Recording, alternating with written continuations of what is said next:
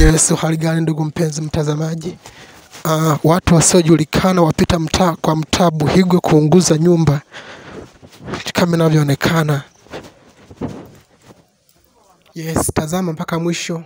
Watu ambavyo wamefanya uhalifu mkubwa kabisa, wamesababisha majanga makubwa kabisa. Tazama mpaka mwisho.